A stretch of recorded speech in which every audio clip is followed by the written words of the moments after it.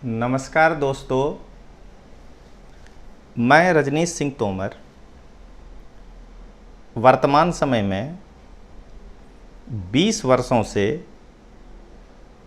UPSC द्वारा आयोजित civil सेवा परीक्षा और विभिन्न राज्य सेवा परीक्षा में भारतीय इतिहास, भूगोल, भारतीय राज्य व्यवस्था, विज्ञान और टेक्नोलॉजी तथा करंट अफेयर्स के विषय पर छात्रों को मार्गदर्शन दे रहा हूं। दोस्तों, इन 20 वर्षों में मैंने दिल्ली के मुखर्जी नगर, राजेंद्र नगर, गुजरात, राजस्थान के जोधपुर, अजमेर, मेड़ता सिटी, बिहार के पटना, इंदौर जैसे कई शहरों में सिविल सेवा परीक्षा और अन्य राज्य सेवा परीक्षाओं में इन 4 विषयों में मार्गदर्शन दे रहा हूं।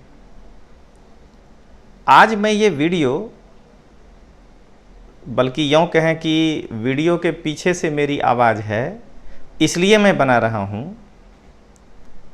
कि मेरे एकेडमी के कई बच्चों ने मुझसे यह आग्रह किया कि सर, एक आप अपने पूरे कैरियर के ऊपर या यूँ कहें कि अपने लाइफ के ऊपर एक वीडियो बनाएं। तो मैं उनके ही आग्रह पर आज आपके लिए यह एक मोटिवेशनल वीडियो कहें, इंस्पिरेशनल वीडियो कहें, या मैंने जो कुछ भी इन 45 वर्षों में कमाया है या जो अर्जित किया है या जो हमने श्रम किया है या जो हमने इसके पीछे अपना समय दिया है, उसका आपको मैं एक अपना लेखा जोखा प्रस्तुत कर रहा हूँ।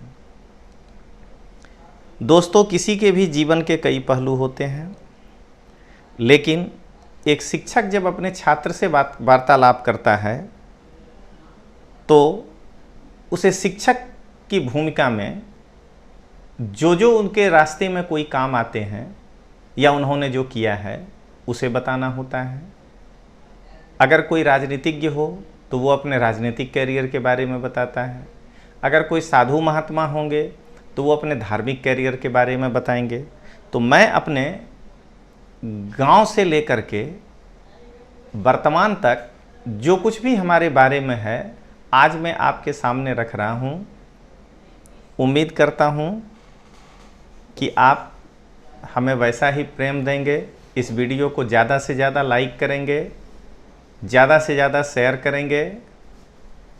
तो दोस्तों, अब मैं शुरुआत करता हूं। 25 अगस्त 1975 आपके सामने स्क्रीन पर एक घर दिखाई दे रहा होगा। यहीं मेरा जन्म हुआ है। ये घर मेरे परदादा का बनाया हुआ घर है। 1950 में यह घर बनाया गया है। दोस्तों, ये बिहार के मुंगेर जिले के हवेली खड़गपुर के अंतर्गत सब डिवीज़न हवेली खड़गपुर हुआ बनहरा गांव है। दोस्तों, जैसा कि आप सभी जानते हैं कि नाम गांव का रखने के पीछे कुछ उद्देश्य होता है। मेरे गांव के पीछे हरे भरे जंगल हैं। दोस्तों, हम लोगों का जो खेत हुआ करता है वह राजमहल की पहाड़ियां जो गुजरी हैं मेरे गांव के पीछे से, उस जंगल के ही किनारे स्थित है। तो मेरे गांव के पीछे का जंगल हरा भरा होने के कारण मुझे ऐसा लगता है कि मेरे इस गांव का नाम बनहरा रखा गया होगा, जो अभ्रंश होकर बनहरा हो गया, वनहरा से। दोस्तों, मेरे दादाजी श्री बैद्यनाथ प्रसाद सिंह इस गांव में एक संपन्न किसान में से आते थे, यूँ कहिए। उनका देहांत हो चुका है। तो इसी गांव के एक संपन्न किसान में से वो आते थे। मेरे पिताजी 3 भाई हैं और एक बहन। चाचा हमारे गांव में रहते हैं। पिताजी बिहार सरकार में सरकारी नौकरी करते थे, अब तो रिटायर हो गए हैं। मैं 2 भाई एक बहन है मुझे। मेरी बहन मुझसे बड़ी है और मेरे जीजा जी कस्टम सुपरिटेंडेंट हैं अभी। मेरा छोटा भाई NIT रायपुर में असिस्टेंट प्रोफेसर के पोस्ट पर है। तो अब मैं आगे बढ़ूं कि ये जो गांव का मेरा घर देख रहे हैं, यहीं से मेरा जीवन का सिलसिला प्रारंभ हुआ। गांव के सामने जो आप ये छोटा सा, गांव के हिसाब से तो बहुत बड़ा है, जो दरवाज़ा देख रहे हैं, आज इसके सामने एक लाल गाड़ी आपको दिखाई दे रही होगी। मेरे बड़े चाचा जी इसको ख़रीदे थे और फिर उनका मूड नहीं हुआ। मेरे बड़े चाचा बहुत मूडी हैं, वो ऐसे ही लगा के रख दिए हैं। इसी फील्ड में मैं मौजे का गेंद बनाकर, मौजा जो सॉक्स पहनते हैं, मौजा का गेंद बना करके क्रिकेट खेला करता था। मेरे चाचा लोग, परदादा का बनाया हुआ घर है तो मेरे चचेरे चाचा भी होंगे, सारे लोग मिलकर यहीं पर हम लोग क्रिकेट खेला करते थे। और विभिन्न खेल कूद से संबंधित एक्टिविटीज़ मेरे स्तर का, जब तक मैं गांव में रहा, मैं 8वीं कक्षा तक गांव में पढ़ा हूं, तो जब तक मैं यहाँ रहा दोस्तों, इसी के मेरे ही इर्द गिर्द, मेरे इस दरवाजे पे ही शाम के वक्त ऐसा लगता था कि पूरे गांव के मेरे सहपाठी, मुझसे बड़े भाई, गांव के मुझसे बड़े, मेरे दादा के उम्र के लोग भी आकर के वहाँ बैठते थे और हम लोग क्रिकेट खेला करते थे, इसमें मौजा वाला गेंद से, सॉक्स वाले से। और हम लोग अपना जीवन बड़े ही खुशनुमा माहौल में व्यतीत किए हैं दोस्तों। जब इस दरवाज़ा से खेलते खेलते मन भर जाता था, तो आपके सामने स्क्रीन पर एक पहाड़ी आ रहा होगा अभी, ऊपर श्री रंगनाथ बाबा हैं, शिव जी की का मंदिर है। अब तो यह मंदिर बहुत चमकदार हो गया, गांव के लोगों के सहयोग से काफ़ी अच्छे ढंग से बनाया गया है। दोस्तों हम लोग चोर सिपाही खेलते खेलते वहाँ पहुँच जाते थे।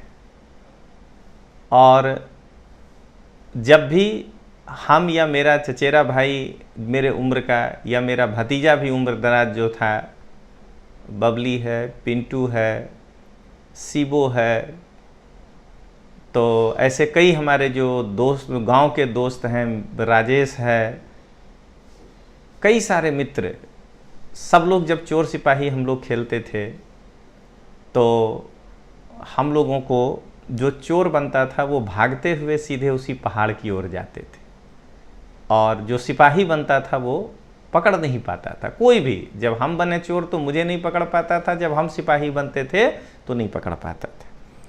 इसी छत पर से दोस्तों, एक बार मैं फिर अपने घर का आपको फ़ोटो दिखाता हूँ। इसी छत पर से दोस्तों मैंने बहुत पतंग उड़ाया है, क्योंकि मेरे गांव में पतंग उड़ाने की परंपरा नहीं थी, मैं ही लेकर के आया था दोस्तों।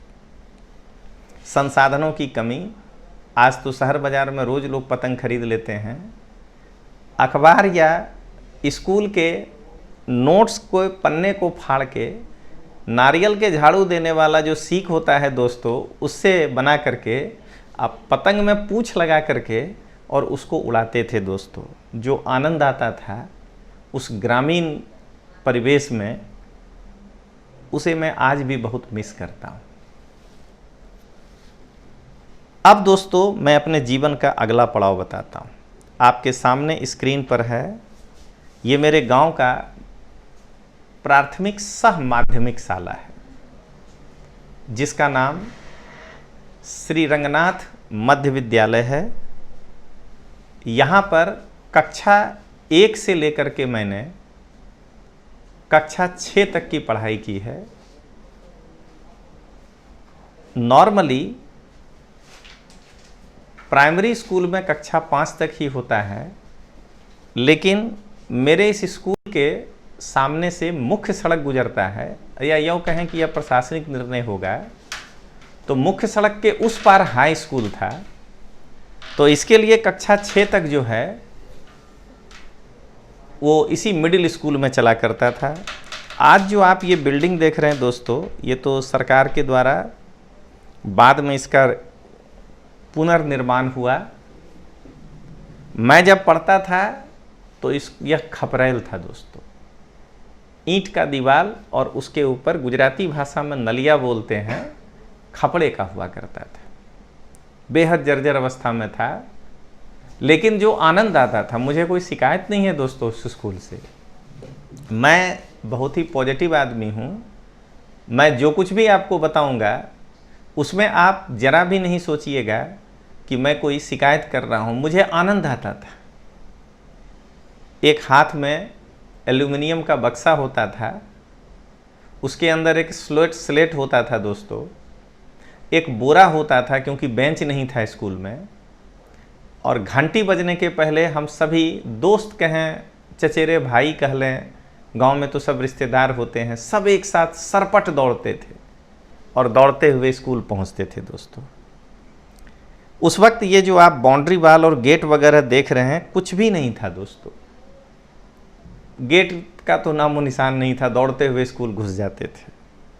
और स्कूल का प्रार्थना मुझे आज भी बेहद अच्छे तरीके से याद है कि एक दो लाइन में बताता हूँ आपको कि 3 लड़कों का सिलेक्शन होता था। वो फर्स्ट लाइन बोलता था, उसके बाद पूरा स्कूल के बच्चे दूसरी लाइन, वही लाइन दोहराते थे।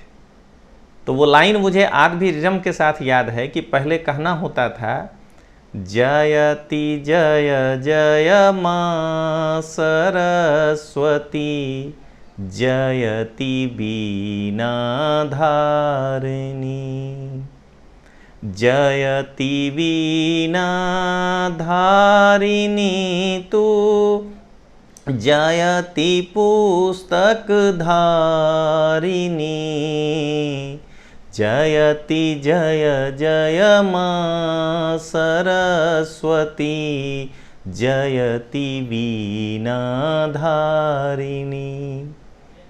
और मुझे आज भी याद है, हमारे मास्टर साहब ब्रिजनंदन बाबू थे, अब तो वो भी दुनिया में नहीं हैं, लेकिन काफ़ी मुझे प्यार करते थे दोस्तों, बहुत मानते थे। और मिडिल स्कूल में तो मैं अपने क्लास में कभी सेकंड आया ही नहीं, हमेशा कक्षा में फर्स्ट आते रहा था। हो सकता है इससे भी मानते हों। मेरे दादा के वो रिश्ते में मौसेरे भाई लगते थे, हो सकता है इसलिए भी मानते हों। एक रामचंद्र मास्टर साहब हुआ करते थे दोस्तों, मानते बहुत थे, लेकिन जब भी वो स्कूल से निकलते थे, गांव में जहां वो रहते थे, गांव के ही किसी रिश्ते में टीचर लोग रहा करते हैं, तो हम सब डर से भाग जाते थे दोस्तों, क्योंकि जिसको वो खेलते हुए पकड़ लेते थे ना, उसका तो बाजा बज जाता था। उसे जो मार लगता था दोस्तों, उससे हम लोग कांप उठते थे। तो ये हमारे मध्य विद्यालय की कहानी है दोस्तों। बोरा पे बैठकर पढ़ाई किया हूँ। हाँ, इस बात का गिला शिकवा नहीं है, पिताजी मेरे बहुत अच्छे ऑफिसर थे, एक्साइज डिपार्टमेंट में काम करते थे, लेकिन गांव में पैसे वाले के आप बच्चे रहिए या गरीब के बच्चे रहिए, सुविधा तो लगभग एक ही होता है। मेरे लिए अलग से बेंच तो बन नहीं सकता है। तो इसीलिए मुझे वह दिन आज भी याद है, और मैं उसको बड़े ही आह्लादित रूप से आज भी मिस करता हूं दोस्तों। अब जब आपके सामने अगला स्क्रीन आता है, यह है मेरे गांव का हाई स्कूल दोस्तों, श्री रंगनाथ उच्च विद्यालय बनहरा। मेरे समय में ये दीवार तो हुआ करता था, लेकिन गेट नहीं होता था दोस्तों। और सामने का जो बिल्डिंग देख रहे हैं, सरकार ने नया बनाया है। मेरे सामने ये सब कुछ भी नहीं था, एकदम टूटा फूटा जर्जर हालत में होता था दोस्तों। यहाँ पर मैं 7वें में एडमिशन लिया, और 7वां और 8वां मैंने यहाँ से पढ़ा है दोस्तों। उसके बाद मेरे पिताजी जहाँ उनकी पोस्टिंग हुई थी बगहा, पश्चिमी चंपारण जिला में बेतिया उसका मुख्यालय पड़ता है, वहाँ से 60 किलोमीटर दूर है। डीएम एकेडमी में मेरा एडमिशन कराया गया है 9वें क्लास में। तो मैं उस कहानी को आगे बताऊंगा, पहले मैं अपनी इस हाई स्कूल की यादों को बताता हूं दोस्तों। बहुत ही ग्लोरियस डे 7वें और 8वें में मैंने बिताया, क्योंकि हाई स्कूल आसपास के कई गांव में नहीं होता था, मिडिल स्कूल तो कई गांव में था।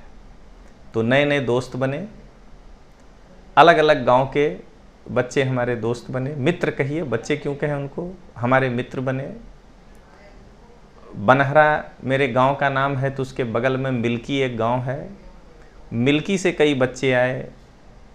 बेनीचक एक गांव है, वहाँ से कई बच्चे आए। मघैया चक गांव है, वहाँ से कई आए। हालांकि मघैया चक के बच्चे तो बनहरा में ही आके पढ़ते थे, लेकिन महिमा चक है, बहुत सारे जगहों से बच्चों का संकेंद्रण हुआ, कुछ नए दोस्त बने। लेकिन जो मिडिल स्कूल के हमारे दोस्त थे, उनका भी साथ वैसे ही बना रहा दोस्तों। जब इस हाई स्कूल में हम लोग आए, तो यहाँ पर जीवन का और कुछ तो नहीं बदला, हाँ प्रार्थना जरूर बदल गया दोस्तों। और वह प्रार्थना, मिडिल स्कूल का भी प्रार्थना हार्ट टचिंग था, और हाई स्कूल का प्रार्थना तो मेरे हृदय में समा गया। क्योंकि आज भी जब मैं अपने इंस्टीट्यूट पे सरस्वती पूजा करता हूँ, तो मैं वही प्रार्थना गाता हूँ और अपने बच्चों को मैं लिख करके देता हूँ, क्योंकि वो प्रार्थना उनको याद नहीं होता है, और मैं उनसे गवाता हूँ। तो मैं उसकी 1-2 पंक्तियाँ आपको मैं सुनाता हूँ, बहुत ही अच्छा है दोस्तों, सुनिएगा। हे शारद जग जननी अम्बे, चरणों में मुझे लगा लेना। यह सेवक तुझे पुकार रहा, तुम प्रेम कृपा दर्शा देना। गूंगों की वाणी दाता हो, विद्या सुख की तुम माता हो। हे देवी विद्या दाता हो, अनपढ़ को जरा पढ़ा देना। मयूर वृक्षौसीन सदा, वीणा कर शोभित हे उमदा। हे देवी विश्वविधाता हो, आनंद लता लहरा देना। हे शारद जग जननी अम्बे, चरणों में मुझे लगा लेना। ये प्रार्थना दोस्तों मुझे बहुत ही पसंद है, और मैं अकेले भी जब कार में चलता हूँ आज भी, तो लोग मन बहलाने के लिए गाना गाया करते हैं, मैं यही प्रार्थना दोहरा लेता हूँ। बहुत ही हार्ट टचिंग मुझे रहा दोस्तों। खैर, मेरे इस स्कूल के जोगिंदर बाबू प्रिंसिपल हुआ करते थे, और चंदेश्वरी प्रसाद जी हमारे चाचा ही लगते हैं, गांव के थे। वो यहाँ पे क्लर्क थे, किंतु सारी जिम्मेदारी उन्हीं के ऊपर थी। स्कूल का अटेंडेंस लेना, कोई टीचर नहीं आ गया तो वो क्लास ले लेते थे। अब वो इस दुनिया में नहीं है, लेकिन काफ़ी मुझे इंस्पिरेशन मिला। सुरेंद्र बाबू थे, एम.एन. झा जी थे, ब्रजेश सर थे, बहुत सारे टीचरों ने मुझे, खिरहरी जी हुआ करते थे, छेदीकांत पाठक सर संस्कृत पढ़ाते थे। आज भी याद है कि उनके क्लास में आज तक हम लोग बिना संस्कृत बोले नहीं आ पाते थे। वो याद दिला कराते थे कि यदि कहोगे कि अंतः प्रविष्टो अस्मि श्रीमान, तभी मैं अंदर आने दूंगा। और पेशाब के लिए जाना है वॉशरूम, तो पंच पलकाय बहिर्गमिष्यामि श्रीमन, तभी जो है मैं जाने दूंगा।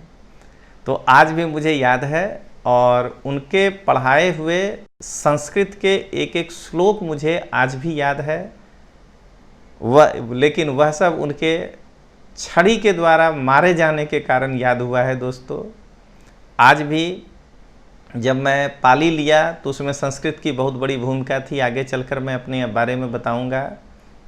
आज भी जबकि मेरा संस्कृत से अब नहीं है कोई उस तरह का, पढ़े हुए बहुत दिन हो गया, लेकिन अभी भी देवः देवो देवाः देवम देवो देवान देवेन देवाभ्याम देवेभ्य, ये सब जो है उनका ही देन है। तीतः अंति सीथा था आमी आवह आमा, सब कुछ उन्होंने मुझे याद कराया था।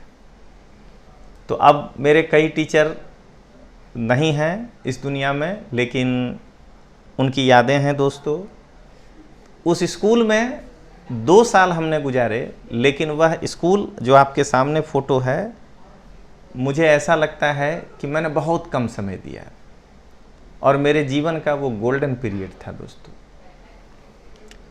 गांव में से मेरा लगाव ऐसा है कि मैं अब गांव तो नहीं जा पाता हूं, समय की कमी रहती है, लेकिन दोस्तों मैं आज दिल से बात करने आपके सामने आया हूं कि 30 दिन में मुझे आज भी 17 से 18 दिन स्वप्न मुझे मेरे गांव का ही आता है। कभी मेरे दादाजी के साथ, कभी मेरे गांव के सहपाठी के साथ, कभी मेरे बड़े चाचा, उनका नाम योगेश कुमार सिंह है, गांव में लोग उनको डीजल सिंह के नाम से बुलाते हैं, तो उनके साथ मेरे छोटे चाचा हैं देवेश कुमार सिंह, गांव में उनको भूटो सिंह के नाम से लोग बुलाते हैं। मैं वार्तालाप ही करता हूँ। माता पिता के बारे में मैं इसलिए नहीं बता रहा हूँ ज़्यादा कि संयुक्त परिवार को समझिए। माता पिता से तो सबको लगाव होता है। आज यदि मैं ये कहूँ कि मैं अपने पापा को बहुत मानता हूँ तो इसमें कौन सी नई बात है। पिताजी ने मुझे जन्म दिया है, पढ़ा लिखा करके मुझे यहाँ तक पहुँचाया है। मेरी माँ चार क्लास ही पढ़ी है, लेकिन उसके अंदर शिक्षा का जो समझ है, मुझे ऐसा लगता है कि आज तक मेरे अंदर नहीं आ पाया है। यदि मैं ये कहूँ कि मुझे बहुत मानती है तो माँ तो मानती ही है, किसकी माँ नहीं मानेंगी। इसीलिए मैं अपने नज़दीकी परिवार का चर्चा मैं नहीं कर रहा हूँ दोस्तों। संयुक्त परिवार के महत्व को बतलाते हुए मैं उन्हीं लोगों का चर्चा कर रहा हूँ। मैं यदि कहूँ कि मेरा भाई मुझे बहुत मानता है, इसमें कौन सी नई बात है। कौन भाई नहीं मानेगा अपने भाई को।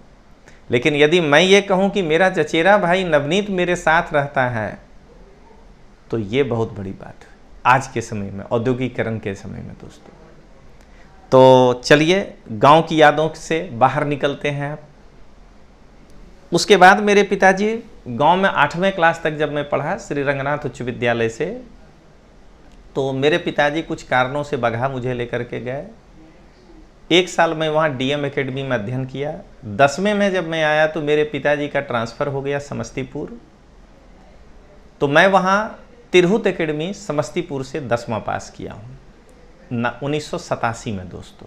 1987 में मेरा 10th हुआ है। उसके बाद पिताजी के बार बार ट्रांसफ़र होने के कारण पिताजी ने निर्णय लिया कि मेरा ज़िला मुंगेर पड़ता है, क्यों न डिस्ट्रिक्ट टाउन के ही कॉलेज में पढ़ो। मैं एक बात क्लियर करना चाहूँगा कि मेरे बिहार में उस समय 11वां कॉलेज में ही होता था, तो 11th में मुझे कॉलेज ही जाना था। तो बिहार में पापा को लगा कि मैं 11वें में, मतलब वहाँ आईएससी बोलते हैं 11वें को, इंटरमीडिएट साइंस, आईए करिएगा तो इंटरमीडिएट आर्ट्स। तो सोचे कि 2 साल पढ़ना होगा, 2 साल में फिर ट्रांसफ़र हो जाएगा तो मैं क्या करूँगा। तब तक मेरे पिताजी औरंगाबाद चले गए थे ट्रांसफ़र करके। तो मेरे ज़िले का जो सबसे बेहतरीन कॉलेज था RD and DJ college, Raja Devaki Nandan and diamond jubilee college, Bhagalpur विश्वविद्यालय में इस कॉलेज का स्थान दूसरा है। और मैं अकेला खुशकिस्मत नहीं हूँ इस कॉलेज में पढ़ने वाला। मेरे सबसे बड़े मामा, क्योंकि मेरे नाना जमालपुर में रेलवे कारखाना में जॉब करते थे, तो मेरे बड़े मामा, उनका नाम श्री अजय कुमार सिंह है, इसी कॉलेज से पढ़े हैं, आरडी एंड डीजे कॉलेज से। और आईआईटी कानपुर से उन्होंने पीएचडी किया है और सीएमआरआई धनबाद में वो साइंटिस्ट थे, अब रिटायर हो गए हैं। उनके बाद मेरे दूसरे मामा डॉक्टर संजय सिंह एमडी हैं, आरएमसीएच में वो अभी डॉक्टर हैं। मेरे तीसरे मामा रिपुंजय कुमार सिंह चार्टर अकाउंटेंट की पढ़ाई किए हैं, वो भी उसी कॉलेज से पढ़े हैं। तो एक लंबा मतलब कि कहिए घर से लोग वहाँ से पढ़े थे, तो सब लोग मिलकर के कहे कि तुम भी वहीं से पढ़ लो। तो आपके सामने RD and DJ college Munger का आपके सामने दोस्तों गेट की तस्वीर है। बहुत ही प्यारा कॉलेज है दोस्तों। कैंपस, आज का माहौल तो मुझे नहीं मालूम है, मैं 87-89 बैच में वहाँ पे पढ़ा था। कैंपस लाजवाब है, दोनों तरफ पेड़, कितना भी धूप हो कोई परेशानी नहीं। वहाँ पर मुझे कई अच्छे अच्छे शिक्षकों से पढ़ने का अवसर मिला। Doctor SN. झा जी से मिला, कौशलेश झा जी सर से मिला, फिजिक्स पढ़ने का अवसर। पी.एन. झा सर थे जिन्होंने मुझे मैथ पढ़ाया है। तो मैं उन सबों का आभारी हूँ। और ये हमारे डीजे कॉलेज की पुरानी तस्वीर है जो अब आपके सामने आ रही है। ये साइंस ब्लॉक का तस्वीर है दोस्तों। यहीं इसी ब्लॉक के अंदर हम 2 साल पढ़े और वहाँ से निकलने के बाद ग्रेजुएशन करने के लिए मैं अनुग्रह नारायण महाविद्यालय पटना आ गया। दोस्तों ये एक संयोग है कि मेरे पिताजी का नाम भी अनुग्रह नारायण सिंह है। मेरे दादाजी अब किस कारण से रखे वो तो है नहीं इस दुनिया में कि बता सकते हैं, लेकिन संयोग से मेरे कॉलेज का नाम जब मैं ग्रेजुएशन में आया तो अनुग्रह नारायण महाविद्यालय पटना है। आपके सामने दिख रहा होगा, अनुग्रह नारायण जी को बिहार केसरी की उपाधि मिली थी, फ्रीडम फाइटर रहे हैं, बिहार में मिनिस्टर रहे हैं। और उसके नीचे सत्येंद्र द्वार लिखा होगा, ये उनका बेटे हैं, सत्येंद्र बाबू कहा जाते थे, और बिहार के मुख्यमंत्री भी कुछ समय के लिए रहे। इस कॉलेज से मुझे पढ़ने का अवसर मिला। यहाँ भी जो मुझे जिन गुरुजनों ने पढ़ाया, मैं उनको तहे दिल से धन्यवाद देता हूँ कि मुझे उन्होंने इस योग्य बनाया। दोस्तों जैसे जैसे बड़े शहर की ओर बढ़ रहा हूँ, मेरे बोलने का शॉर्ट होते जा रहा है, ग्रामीण चीज़ों से मैं ज़्यादा लगाव रखता हूँ। अब दोस्तों उसके बाद आपके सामने एक बड़ी सी तस्वीर आई होगी, यह है दिल्ली विश्वविद्यालय। दिल्ली विश्वविद्यालय में एक संस्थान है, डिपार्टमेंट बौद्ध अध्ययन संस्थान, डिपार्टमेंट ऑफ बुद्धिस्ट स्टडीज, जहाँ से हमने एमए किया है। काफ़ी लगाव है मुझे इस विश्वविद्यालय से, क्योंकि पाली भाषा में मैंने बहुत काम किया अपनी स्तर से। आगे मैं उस पर चर्चा करूँगा दोस्तों। तो दिल्ली विश्वविद्यालय से पोस्ट ग्रेजुएशन करने के बाद मैंने सिविल सेवा में अध्यापक बनने का निर्णय लिया कि मैं अब बच्चों को यूपीएससी के लिए गाइड करूंगा। तो जैसा कि सभी जानते हैं दोस्तों कि जब लोग अपने करियर के बारे में सोचता है तो कम उम्र में कोई भी व्यक्ति जब हो तो ज़्यादातर वो शॉर्टकट सोचता है। मैंने कभी अपने पूरे लाइफ में शॉर्टकट नहीं अपनाया दोस्तों। वर्ष 2000 में जब हम आपके सामने एक बड़ा सा बेहतरीन तस्वीर आया होगा, ये दिल्ली के मुखर्जी नगर का है। आपको दिख रहा होगा एक बतरा सिनेमा भी है। उसी सिनेमा के चारों तरफ जो बिल्डिंग्स हैं, ये दिल्ली का मुखर्जी नगर इलाका कहलाता है, जहाँ पर दिल्ली विश्वविद्यालय के करीब होने के कारण पूरे देश के कोने कोने से बच्चे पढ़ने आते हैं। तो दोस्तों मैंने 2000 ईस्वी में यहाँ पर शुरू किया। आप सभी जानते हैं प्रारंभ में सारे लोग जो हैं कहीं न कहीं किसी कोचिंग क्लास से जुड़ करके अपनी शुरुआत करते हैं। मैं भी वहाँ के एक लोकल क्लास के साथ जुड़ा, अच्छे क्लास थे। आज वो नहीं है क्लास, इसीलिए मैं नाम नहीं ले रहा हूँ। हालांकि उनका नाम बहुत है, वो किसी दूसरे फील्ड में है, लेखक हैं वो। मैं उनके साथ काम किया नाम इसलिए भी मैं नहीं लूँगा कि ऐसा मत सोचिएगा लेना नहीं चाहते, मेरे बड़े ही आदरणीय हैं, मैं उन्हें अपना बड़ा भाई मानता हूँ। लेकिन वो राइटर के रूप में यूपीएससी में इतने बड़े नाम हैं अभी कि यदि मैं बोलूँगा तो शायद लोगों को लगेगा कि ये अपनी पॉपुलैरिटी के लिए बोल रहा है, बस इसीलिए मैं नाम नहीं लूँगा। वरना भैया आपको नमस्कार, आप समझ रहे होंगे मैं आपका लाभ नहीं उठाना चाहता हूँ, इसीलिए मैं आपका नाम नहीं बोल रहा हूँ। अब मैं आगे बढ़ता हूँ। तो मुखर्जी नगर में हमने पाली से अपना करियर शुरू किया। उस समय यूपीएससी में पाली एक ऐसा विषय था कि जिसको लोग लेना तो चाहते थे बट कोई मार्गदर्शक नहीं था। और दोस्तों, हमने उस विषय को उठाया और उस विषय में इस तरह का मेहनत किया कि 2012 पाली के लिए अंतिम साल था, उसके बाद यूपीएससी ने हटा दिया। तो 2012 में पाली लैंग्वेज से 40 से अधिक लड़के पास किए थे। मेरे क्लास से 40 के 40 नहीं थे, 30 थे, लेकिन 40 से अधिक लड़के उस एक पाली लैंग्वेज से पास किए थे। दोस्तों, आपके सामने मेरे उस पाली के मेहनत में जो मेरा सबसे बड़ा सहयोगी रहा, वो मुखर्जी नगर में अब आपके सामने एक तस्वीर आ रही है, देख रहे होंगे आप, राय बुक शॉप लिखा होगा और एक लड़का हाथ में किताब लेकर खड़ा है। ऊपर रंजीत राय लिखा है, तो वो उसके भाई का नाम है। जो लड़का खड़ा है वो संदीप नाम है उसका। संदीप मुझे एकदम छोटे भाई की तरह मेरे साथ रहा। और आपको जान के आश्चर्य होगा कि जब मैं 2012 के बाद एक तो पाली नहीं रहा और कुछ निजी कारणों से जब मैं दिल्ली, निजी कारणों का मतलब कि पारिवारिक परेशानियां, बच्चे बड़े होने लगे, मैं अपना रहने का गुजरात कर लिया, मैं वो भी कहानी बताता हूँ। तो दिल्ली आना संभव नहीं हो पा रहा था। तो जब मैं छोड़ा तो संदीप ने मुझे कहा कि सर मैं नौकरी कहीं नहीं अब कर पाऊँगा, आपके पास मैंने काम किया, अब मैं कहीं नहीं कर पाऊँगा। ये सेंटर डायरेक्टर के रूप में मेरे यहाँ काम करता था। तो संदीप बहुत मेहनत करके और आज ये बड़ा सा मुकाम हासिल किया है, राय बुक शॉप है।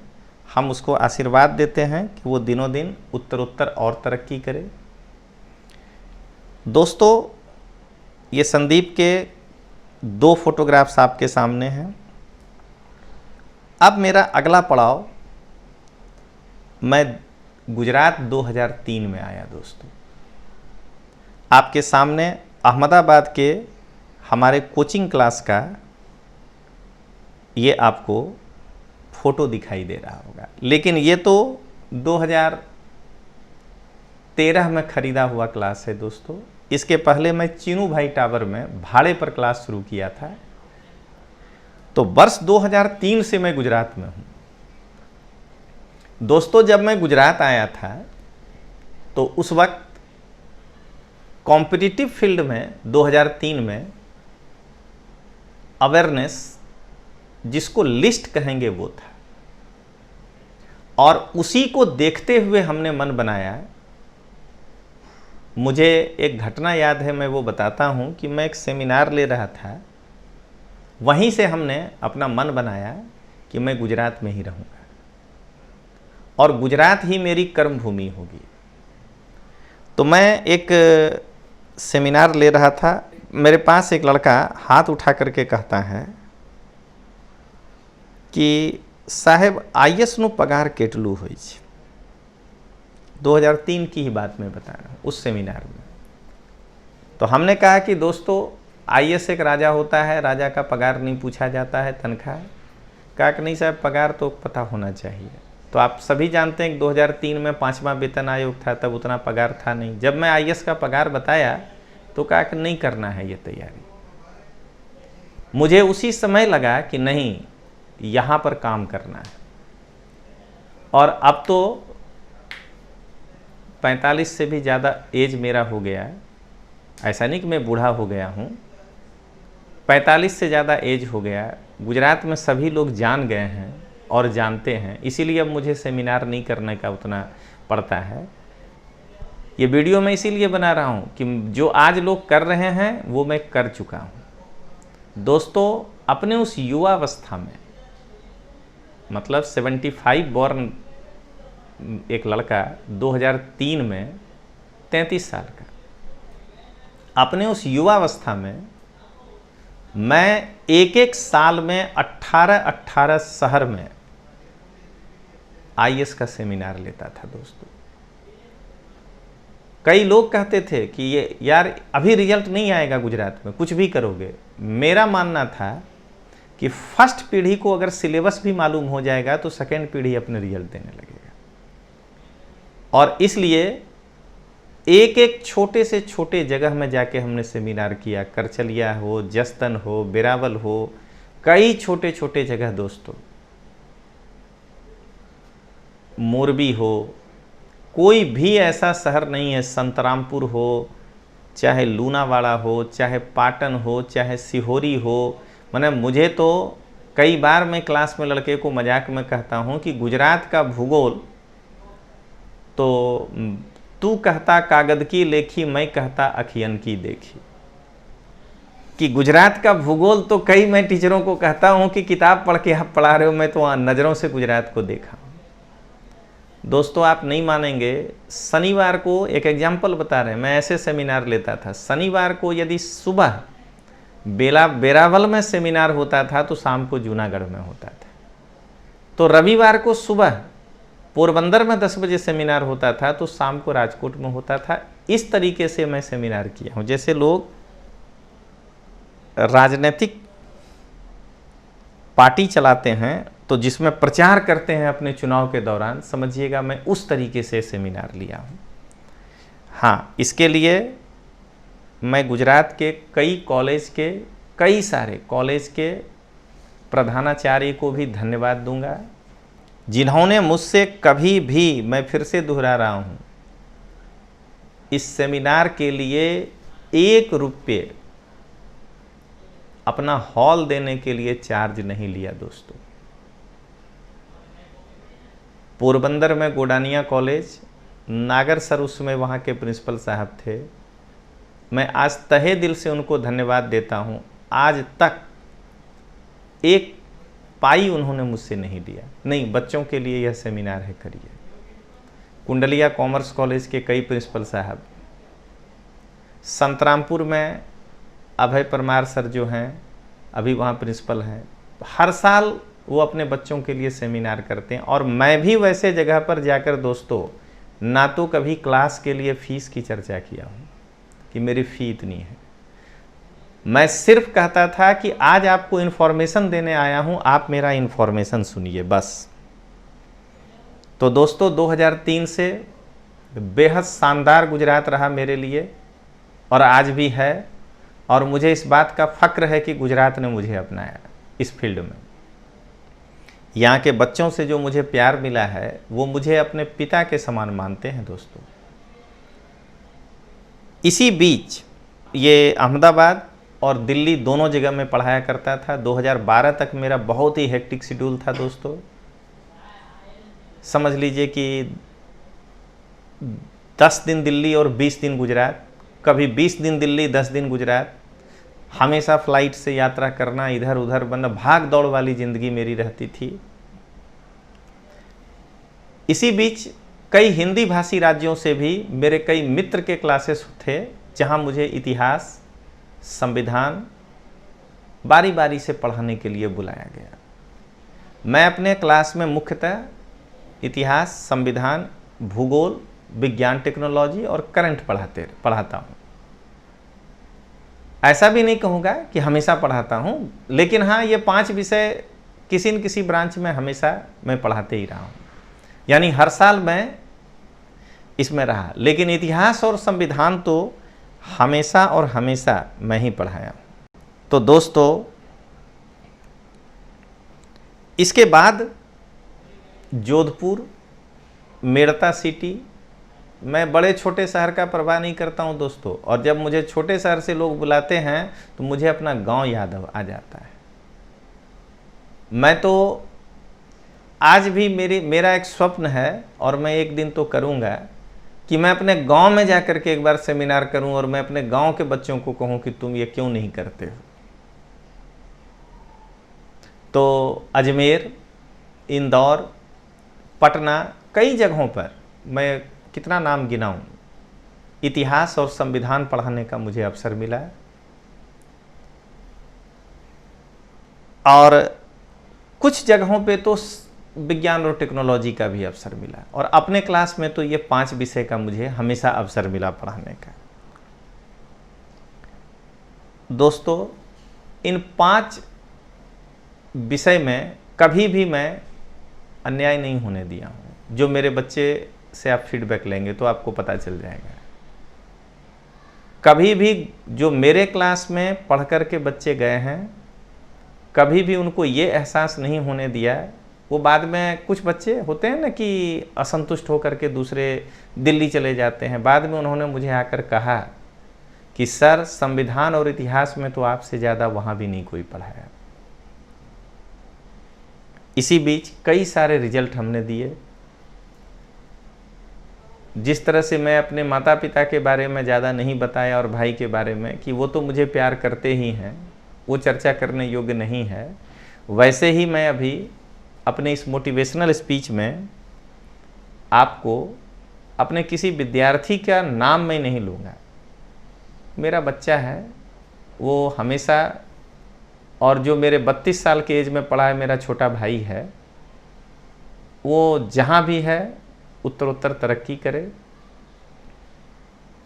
हर साल हमारे मार्गदर्शन से आईएएस भी बने, इस बार भी बना है, गुजरात से ही बना है। जीपीएससी में वर्ष 2006 से लेकर के जितने भी एग्ज़ाम हुए हैं, ऐसा कोई एग्ज़ाम नहीं गया है जिसमें मेरे मार्गदर्शन से रिजल्ट नहीं आया है।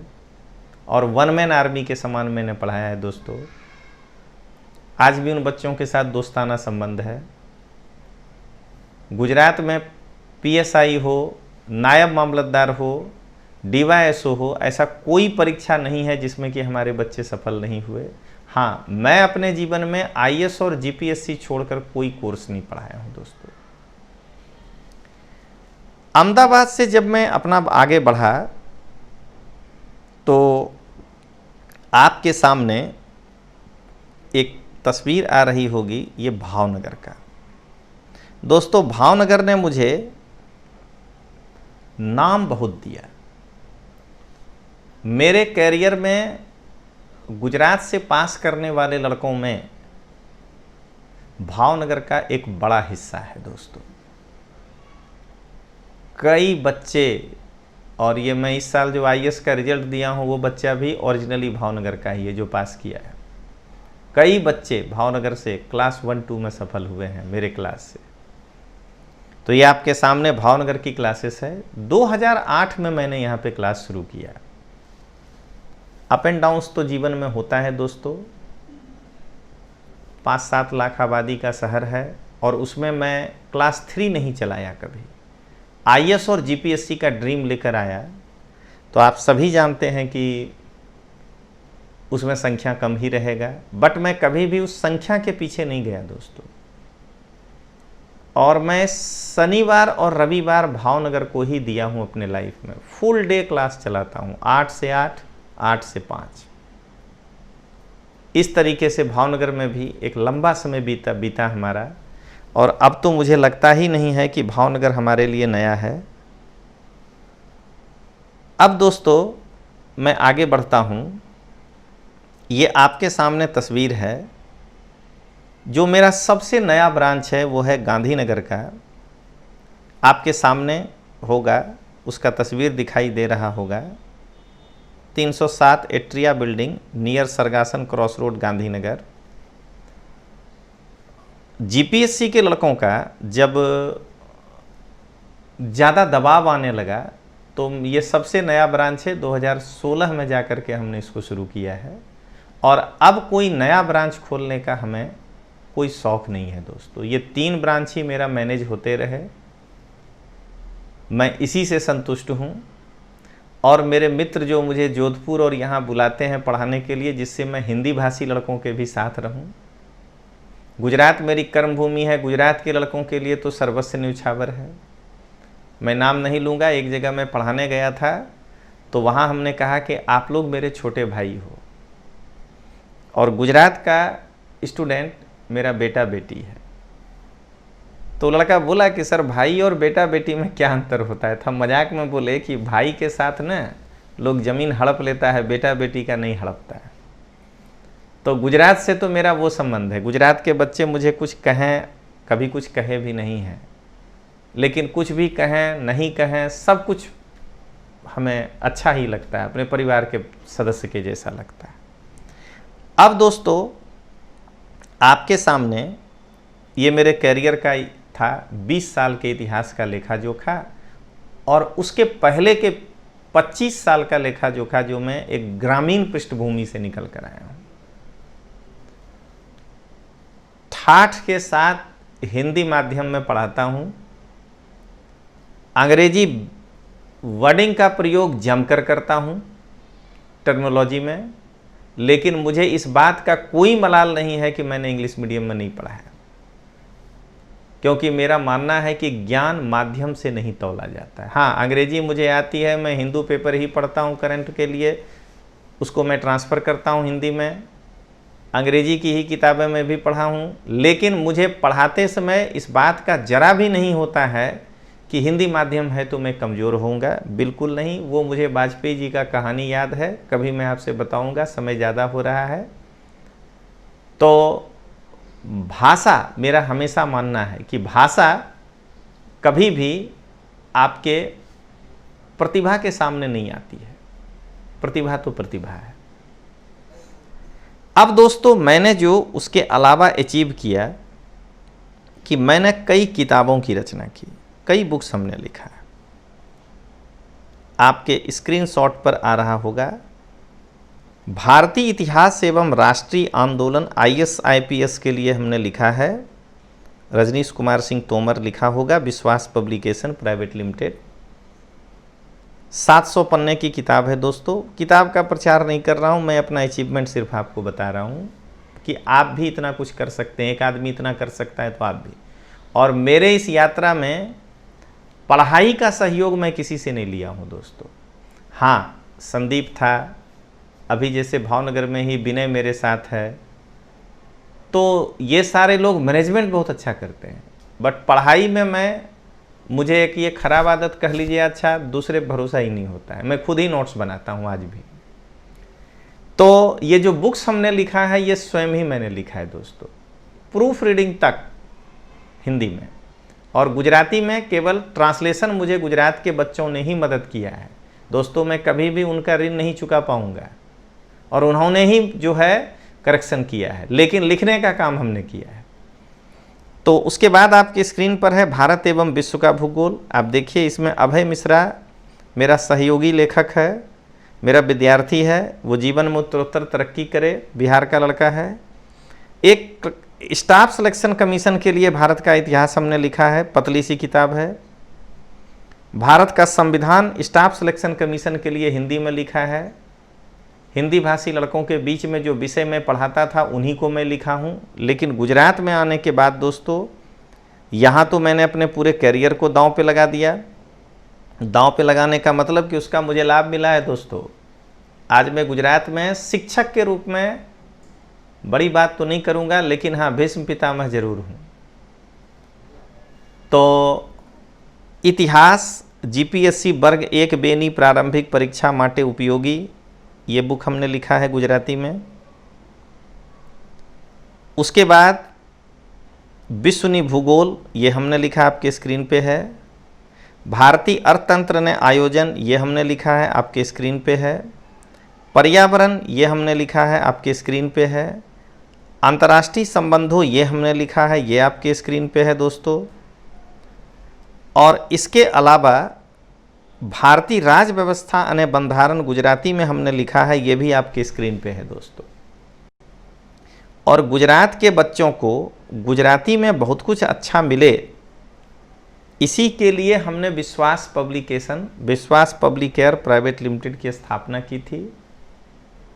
आप देखें उस पर भारत नु बंधारण, तिथि प्रजापति, दूसरे लोगों से भी हमने सहयोग लिया। भारत नो इतिहास दर्शन पटेल, विज्ञान एंड टेक्नोलॉजी गुजराती में हमने लिखा है रजनीश सिंह तोमर, अर्वाचीन भारत नो इतिहास दीपिका राजपूत, ऐसे करके कई किताब। यह एक किताब पंचायती राज है, रानी रजनीश कुमार सिंह, ये मेरी पत्नी है, धर्मपत्नी, उन्होंने भी लिखा है। इनका भी मेरे जीवन में दोस्तों बहुत ही ज़्यादा सहयोग रहा।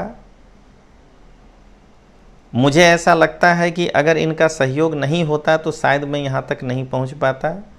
आप इसको फॉर्मेलिटीज़ में नहीं लीजिएगा कि पत्नी का लोग बड़ाई करते हैं। मैं ऐसा इंसान हूँ कि जिस दिन खाना खराब बनता है मैं मुंह पे कह देता हूँ अपनी वाइफ को कि आज खाना में मज़ा नहीं आया, तुम खराब बनाई। इसलिए यदि सहयोग नहीं होता तो मैं कभी भी ये बात नहीं कहता दोस्तों। किस तरह का सहयोग, तो पूरे 20 सालों में मुझे ये मालूम नहीं है कि आलू का भाव क्या है। मतलब घर की पूरी जिम्मेदारी, बच्चे स्कूल जा रहे हैं, मैं अपनी, मेरी बड़ी लड़की 10वां पास कर गई है, मैं पूरे इस 10 साल में एक दिन सिंगल डे नोटे उसको मैं स्कूल बस पे छोड़ने गया और एक भी पेरेंट मीटिंग में मैं नहीं गया हूं दोस्तों। घमंड के कारण नहीं, मेरे पास टाइम नहीं था। 3 ब्रांच को मैनेज करना, कई राज्यों को मैनेज करना और बच्चों के प्रश्न का जवाब तैयार करना। आज भी मैं रात में 10 से 1 पढ़ाई करता हूं, आज भी मैं पढ़ता हूं दोस्तों। ये मेरे जीवन का एक सफर है।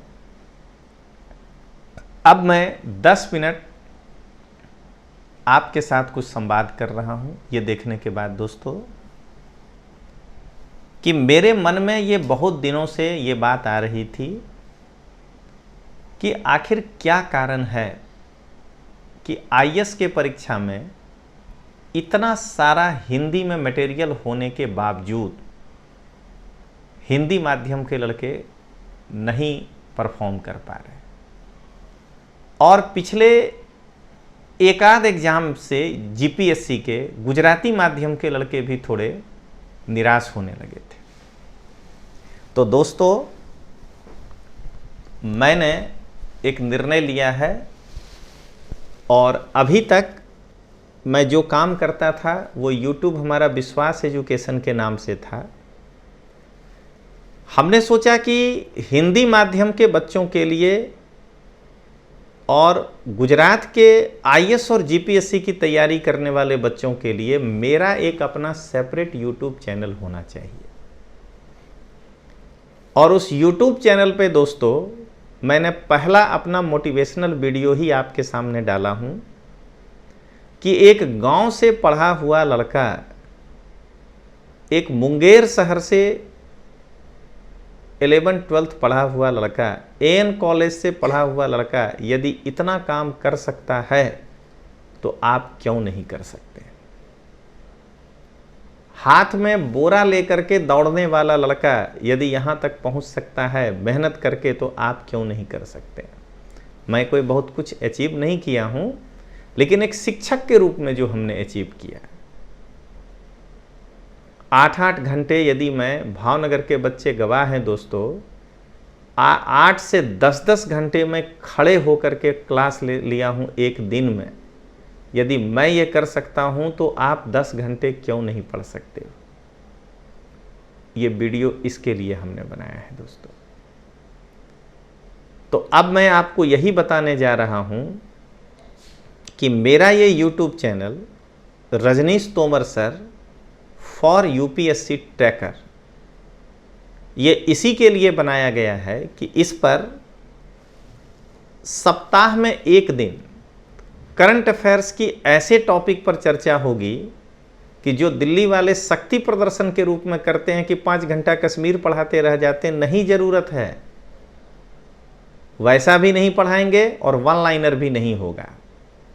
आपको करंट अफेयर्स में एक सोच डेवलप कर देंगे दोस्तों कि मेंस में क्या करना है और प्रीलिम्स में क्या करना है। एक लेक्चर में हफ्ते में आपको लूंगा।